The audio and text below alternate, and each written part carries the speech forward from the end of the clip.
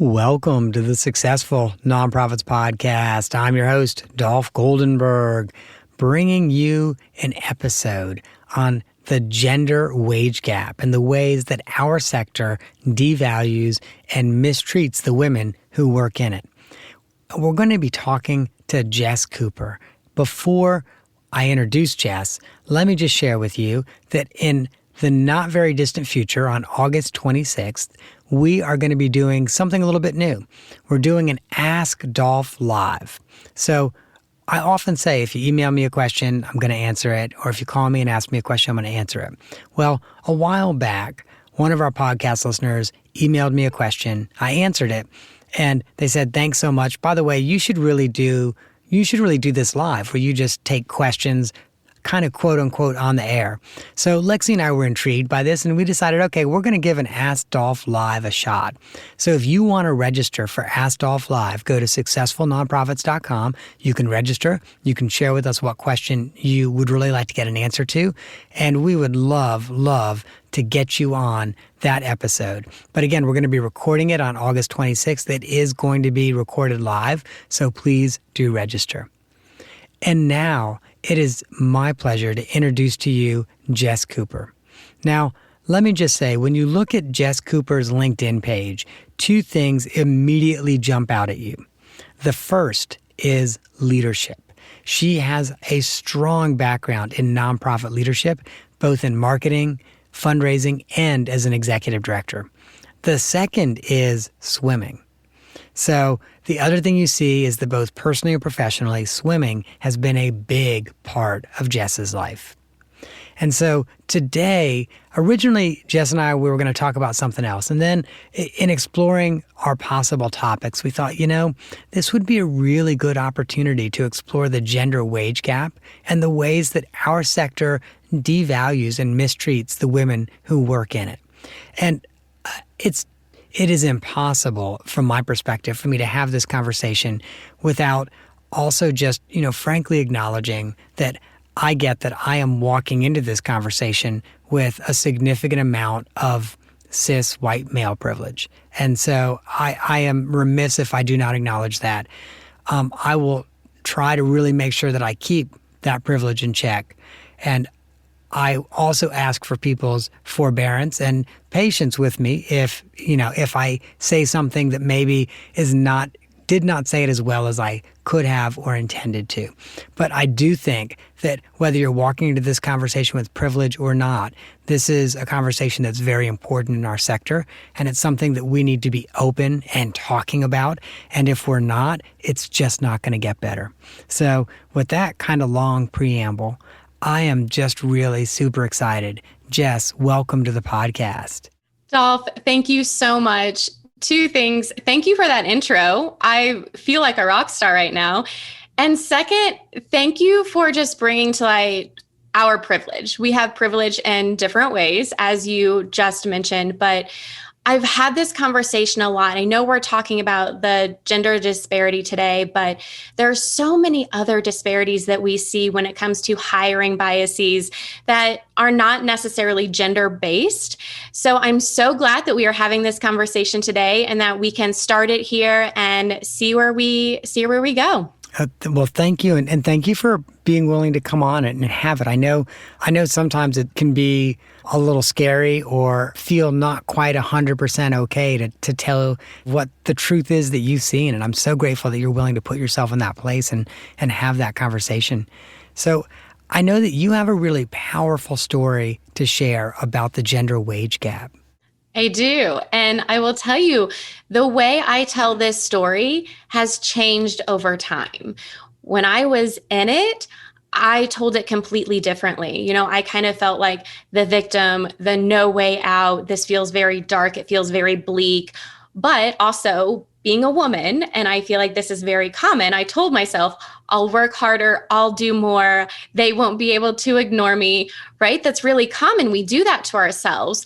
I think women more so than men, but I just told myself I can do this. But then I just got brought down more and more. And now, being pretty far removed from that situation, I can't tell you word for word the emails anymore that I used to be able to tell you.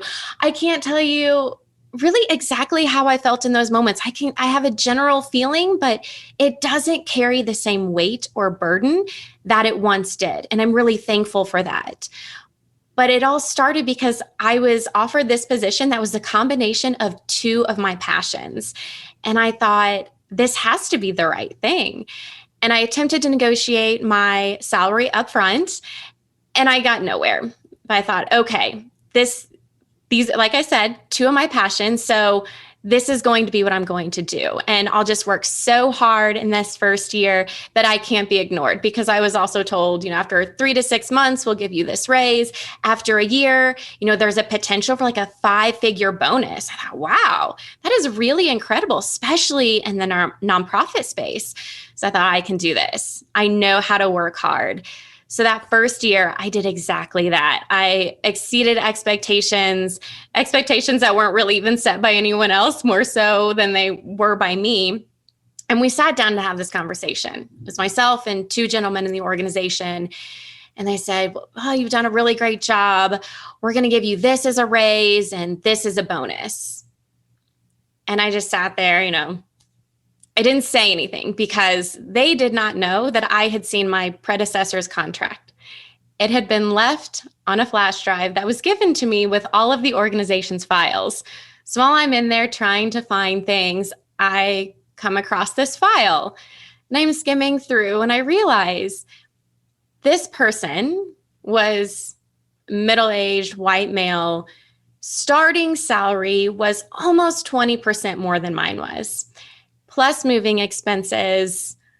And I couldn't even negotiate a couple $1,000s up front. And so when I was offered this bonus and this raise after a year, having this knowledge, I just asked. They said, well, you seem displeased with that. I said, well, I just want to know how long it's going to take until I make what my predecessor was making starting out. And they did not know how to respond. I'm guessing they probably did not know that I had the information that I had. And then we started in the conversation, well, if you add in, we pay for this for you and we pay for that, you're almost there. And how often does this happen? Well, if you add in all of these other bonuses, they're not financial, but we're still doing you a favor. It's pretty much the same. It is not the same.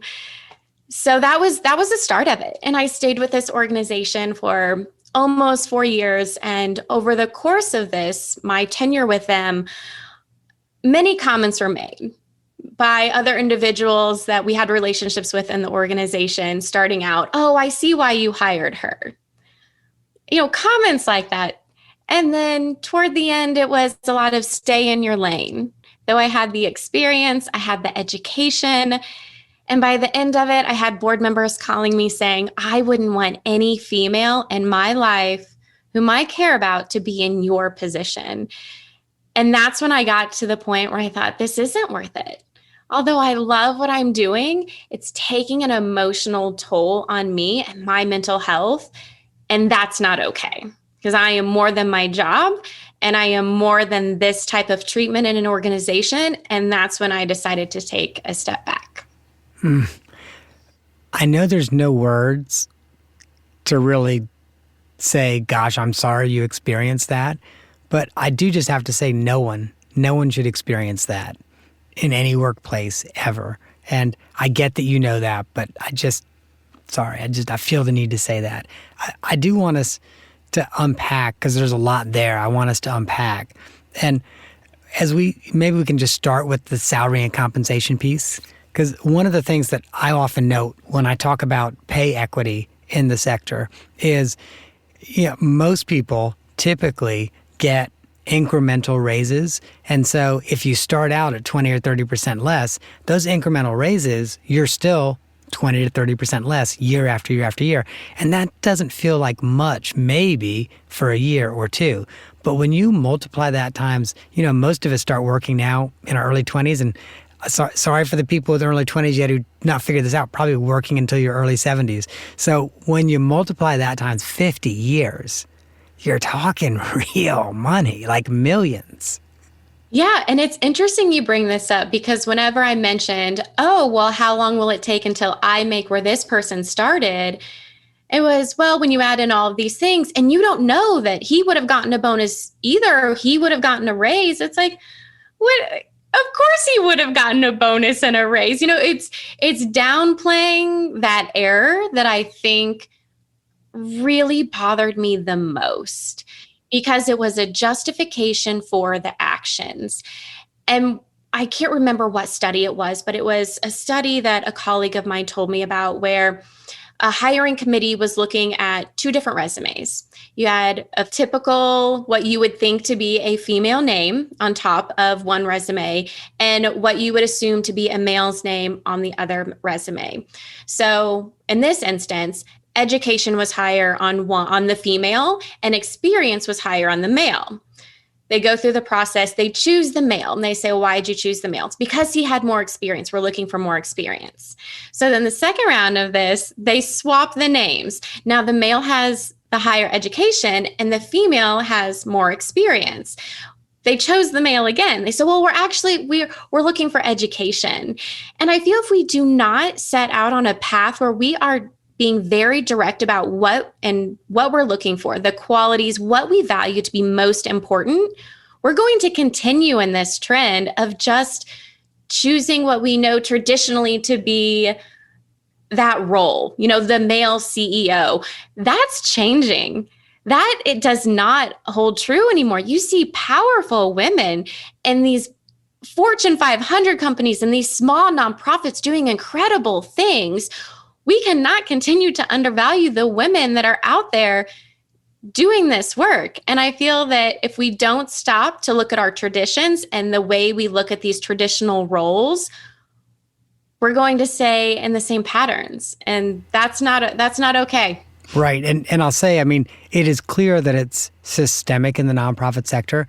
I'm not going to get these numbers exact, but it is something like 70% or 75% of the people working in the sector are women, and 70 or 75% of the people in executive positions in the sector are men.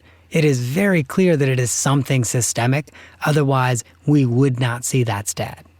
Yes. And I do have to say, when I lived in Georgia, I was surrounded by strong female executives whom I saw take these small organizations into organizations that were multi-million dollars, that were coming up with the most innovative plans, and they were collaborative, and they were involving the community and nurturing these relationships in ways that we don't always see.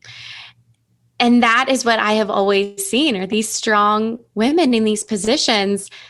And I always wanted to be one of them. They were my superheroes in this world, not the men. I didn't see the men. I only saw the women that I was surrounded by during that time. And that's what I strive to be in my professional nonprofit life. And in your experience, those women who have been able to break that, that glass barrier, those that you've gotten to know, like for them, what's been the secret?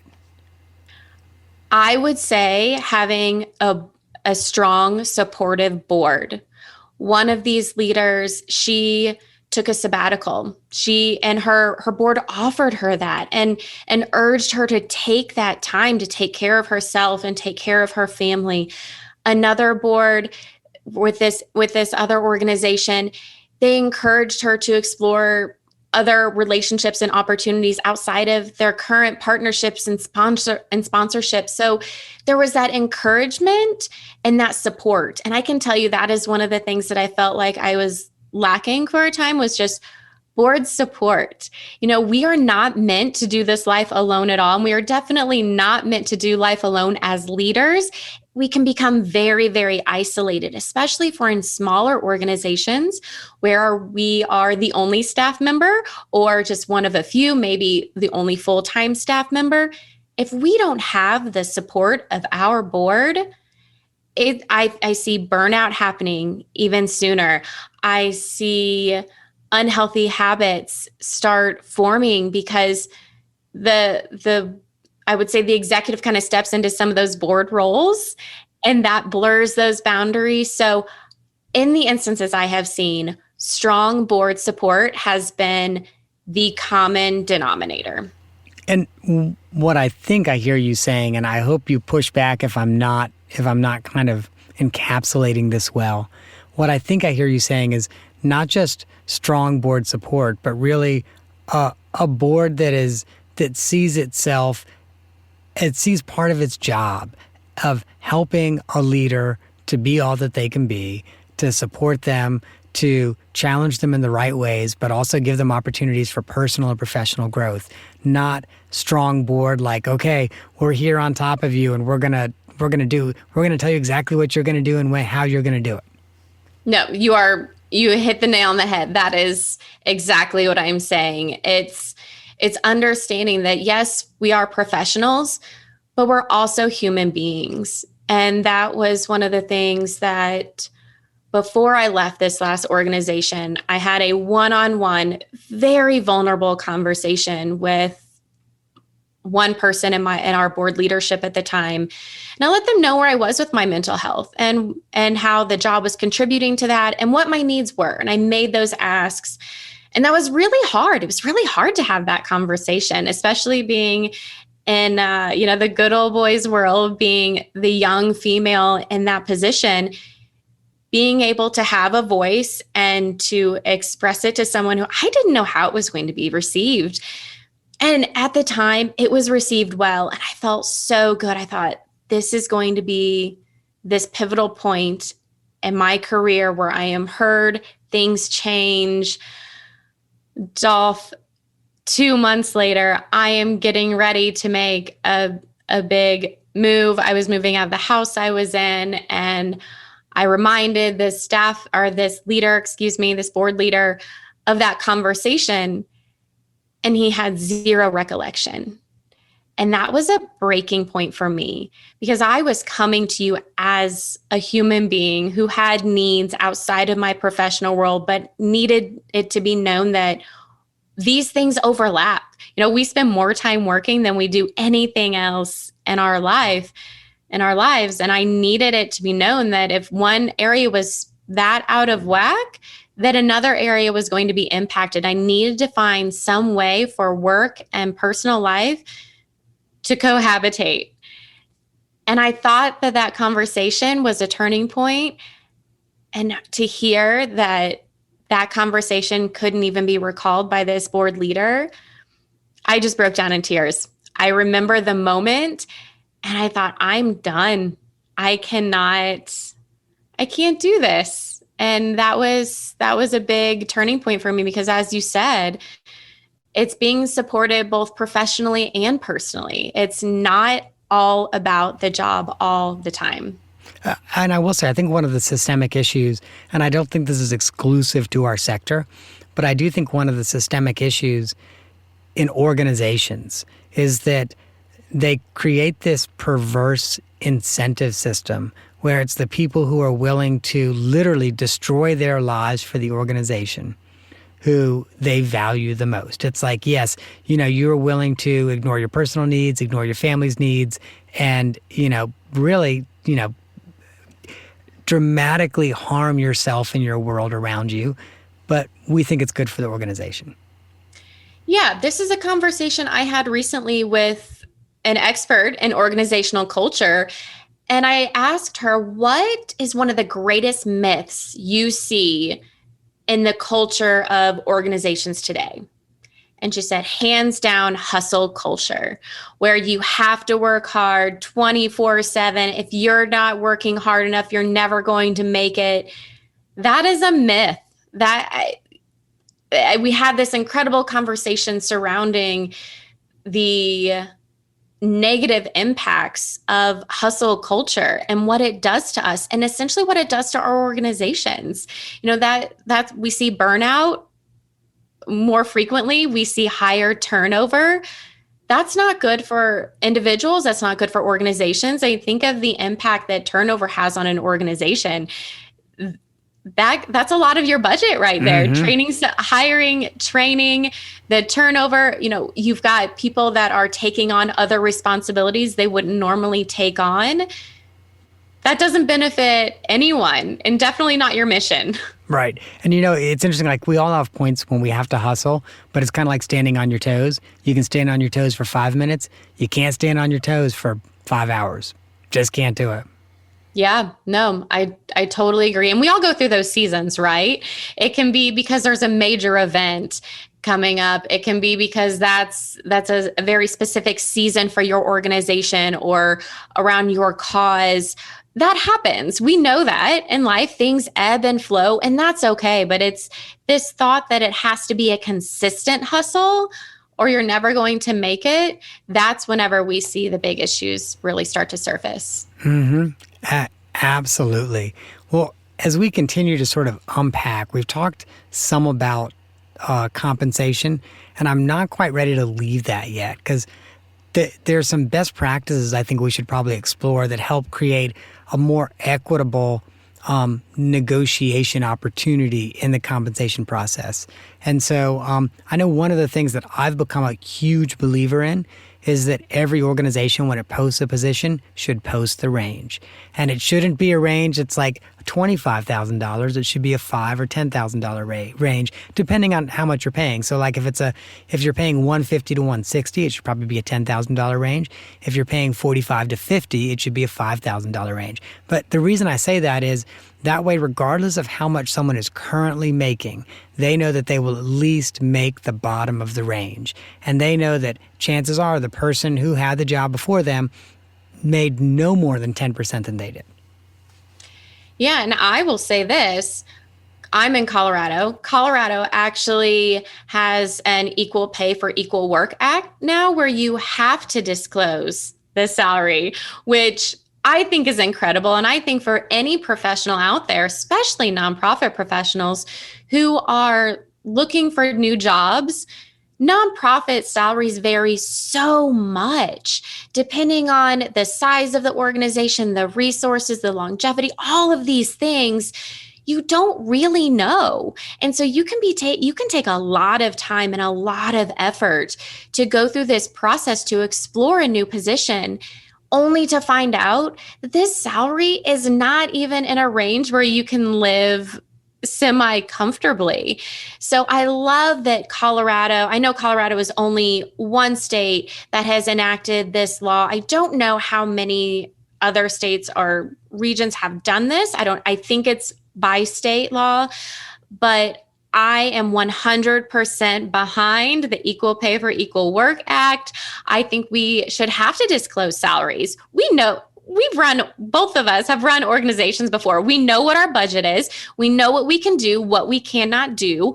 We need to be honest about that. By doing that, we will ultimately we'll end up having to, frankly, we'll have fewer candidates, but the candidates we have will be better positioned to actually take the job. So not only does it save you as the candidate time, you're not wasting your time, but the employer also, or the prospective employer, is not interviewing people that are not actual candidates for the position. Right. I think we're getting closer to our ideal candidate when we can be honest about what the salary is, what the benefits are, and what the requirements of that position are. I think this also comes into play when we're looking at remote and office requirements now. That's a really blurry place to live right now. Some places are going back to the office 100%. Some are remote, especially women who are not looking to go back to the office. They've found a way to make it work better in their home, being able to, I don't want to say take care of their home or just take care of their kids, because I know that is not what happens for the most part. I know a lot of women who are working it from home and they have someone helping them at home, but it's easier for them in a work-life balance. And if that helps them do their job better, we need to be better supporters of this hybrid model, but understanding how that works for our organization. It's not going to work for everyone, but everyone can find a way to do it. We did it during the pandemic, which helps us see it is possible. We all got pushed towards some things that we thought were impossible in our brains. And we're seeing this can work. So how can we be better advocates for our employees, especially women, and provide them this opportunity to do good work and to provide those benefits in their personal lives? Absolutely. The other thing that I really think employers should consider, this is a little controversial. Sorry, clearly I'm stuck on wages. I apologize, Jess. I'm stuck on compensation right now. But one of the other things that I think employers should consider, and it is somewhat controversial, is full transparency about what people make in your organization. That is controversial. You are right. It is. But, to me, it is not shameful just to say, no, we're going to publish everybody's salary. And you could even actually put it in the hire letters. By the way, we're going to make your salary public. And I think what that does is it then allows people to say, okay, I'm a program manager. That person's a program manager. That person's supervising 5 people. I'm supervising 5 people.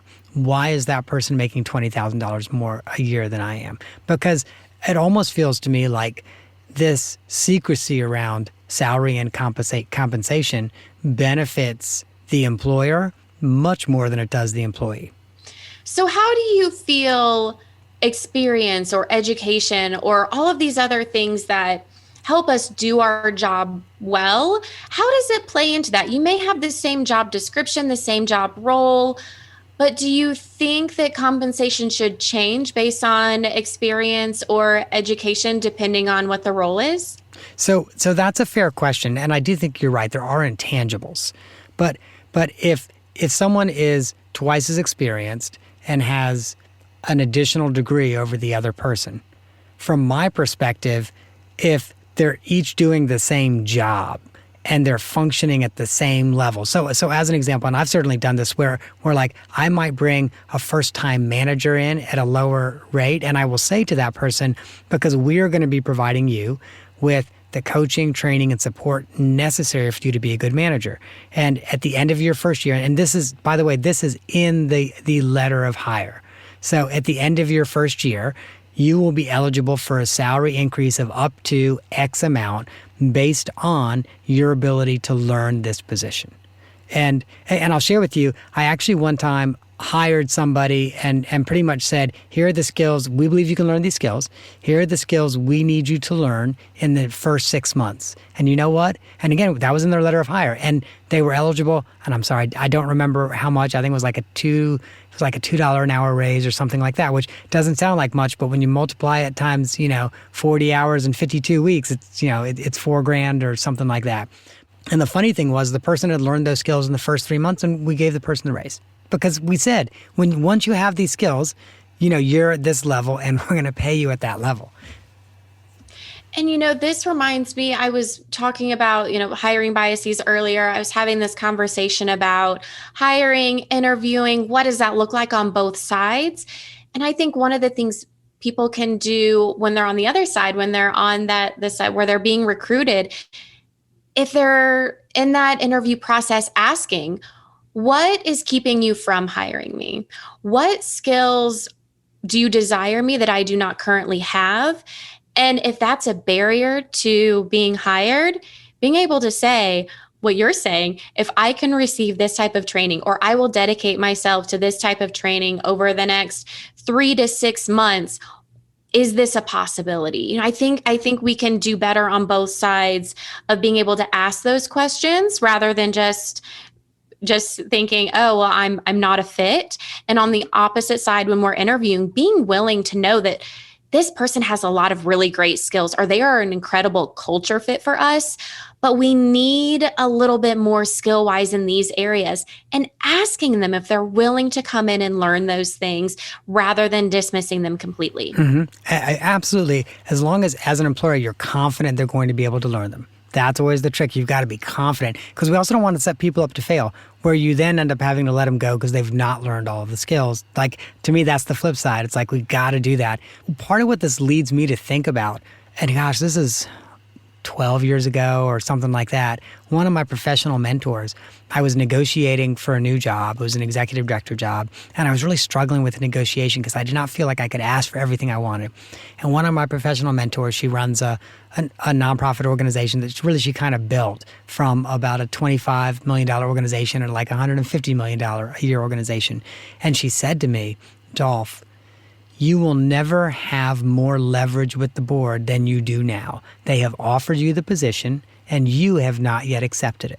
They are more vulnerable than you are. They want you. So this is the time to ask for everything you want. And this is what I love. This is actually what she said to me. And get it all in writing. If there's a future promise, get it in writing, get the amount, get all of that, because you will never have this much leverage with this organization once you say yes. That is a really good point. And I'll share with you, I only half followed her advice and I was only half happy about the deal I got. That's interesting. You know, whenever I told my story about trying to negotiate up front and being promised things up front and those things not coming to fruition, I definitely never thought to get all of those things in writing. You know, I had that good faith in the organization and the people and the leaders. And don't get me wrong, there were incredible people in this organization. They just were not always the ones that were the leaders that I was working most closely with and who were making these decisions. So I love that advice. And what we were saying earlier about, I think in the organization I'm working in now, right seat, right person. So you can have the right person, but in the wrong seat. That's not good for your organization. You can have the seat available and not the right person, and you'll have a similar outcome. So it's making sure that you have the right person, whether that's culture, skills, whatever it is you're looking for, and in a place where they can succeed. Because you're right, we don't want to set them up for failure. And sometimes we can have that right person and it can still be failure because we don't have them in the right spot in our organization. Mm-hmm. Absolutely. Well, Jess, I cannot believe we've been chatting for over half an hour and we've not fully unpacked everything. And so I actually feel bad. I feel like we've not covered the topic well. We may have to have you back on. I think all of our episodes are booked, or all of our recording dates are booked pretty much for the rest of the year. We may have to have you back on next year so we can finish unpacking this because I feel like it's not finished. Yeah, there's a lot to say, and right. And you're right. There are so many aspects of this topic. It's hard to cover it in a short amount of time, and to know what to uncover when and how. I couldn't agree with you more. So, off the map question. I had one off the map question for you and I've changed it, which by the way, often happens. I'm like, yeah, this is what I'm going to ask. I was going to ask you about your Pez dispenser collection, and I've already thrown that one out because as we were talking, so I have to share with you one of my dirty little secrets. I love dirty little secrets. And it's probably not that much of a secret, so I'm about to share it with all the listeners. And I can't swim. Can't swim. Dolph, I have to say, swimming is not just recreational. Swimming is also a life-saving skill. Especially your own if you're in the water. Absolutely. So as someone who cannot swim, I have to ask you, because I'm assuming you're a swimmer, but based on having looked at your resume, I think you've swum once or twice in your life. I just swam yesterday. Okay. And just real quick, and I'm married to someone that did an Ironman, so did 2+ mile swim as part of his 140-something mile Ironman.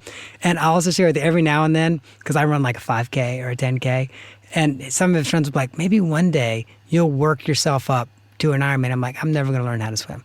And then like, well, maybe you work yourself up to a marathon. And I'm like, no, why would I endure that kind of physical pain? No, I'm perfectly happy at 5K and 10K. But so here's my question for you. So what I know about swimmers is every swimmer has a favorite stroke, I think it's called. Yes. So what's yours? Okay. If I'm going to give you two answers. One, I would say my favorite stroke is probably the butterfly. Backstroke is a second favorite. And if we're talking event, I love the 200 individual medley where I get to do all of the strokes. I love doing everything. I was watching Olympic trials for swimming just a couple of weeks ago, and my boyfriend and I were sitting on the couch, and he's a cyclist. So you're talking about that you're a triathlete. I have a cyclist who does outrageous things on a bike for a very long time. He was watching, he said, "Oh, is this the one where they change every time?" I'm like, "Yes, this is called the IM."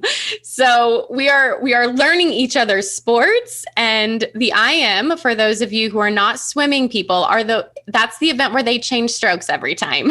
And it's the medley, but how many strokes total? So there's 4 strokes. Okay. There's the butterfly, the backstroke, breaststroke, and freestyle. So when you're swimming it individually, so the individual medley, you swim the strokes in that order. However, there's also a medley relay, but the order is different. Yes, I know, it's really confusing because you have backstroke and you can't touch the ball and have someone dive in doing backstroke. So the medley relay starts off with backstroke. Got it. Okay. Yep. Not to confuse you, but okay. Well, when they add the dog paddle or the don't drown stroke, I'm there. I'm totally. Or the can't wait to see the you, walk in LA the shallow 2028. end. Or walk in the shallow end. I'm there. I'm totally there.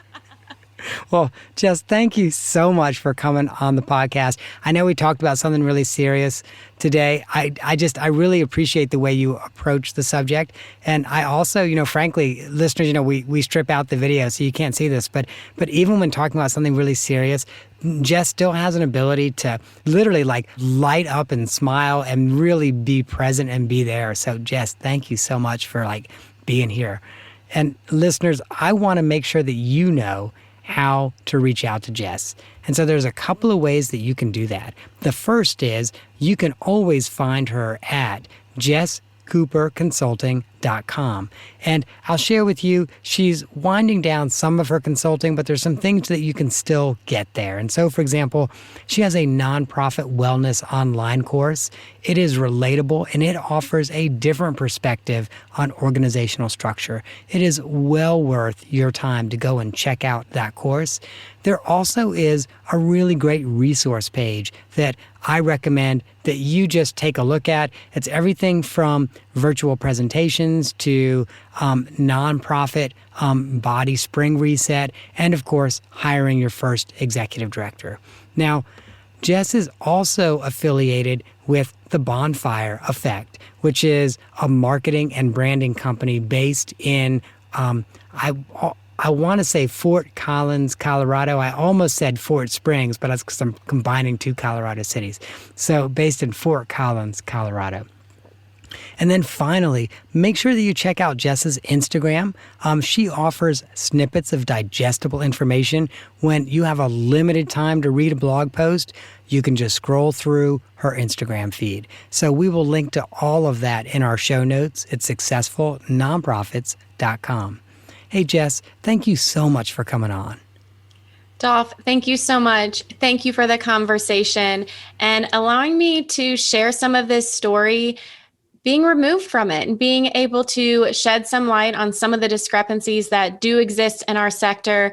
And I just really appreciate this conversation with you and just how comfortable you have made me feel in sharing this story and discussing the things that are going on in our sector. I appreciate it, and I appreciate you very much. Well, thank you. And listeners, if you found value in this conversation, I want you to download episode 61 with Daria Torres on engineering equity into your organization. Today was a conversation about equity, and that was also an excellent conversation about equity. And then also I want you to consider listening to episode 70, A Culture on Purpose with Mackenzie Wren. We touched on culture a good little bit today, and culture doesn't happen by accident. Either you build a culture or you end up with a culture you did not intend to have. So also a really good episode. That's A Culture on Purpose with Mackenzie Wren. And listeners, finally, if you've made it to the end, you're what I like to think of as a hardcore listener. So if you're here, you really should register for the Ask Dolph Live on August 26th. Go to successfulnonprofits.com and register. And that is our show for the week. I hope that you have gained some insight to help your nonprofit thrive in a competitive environment.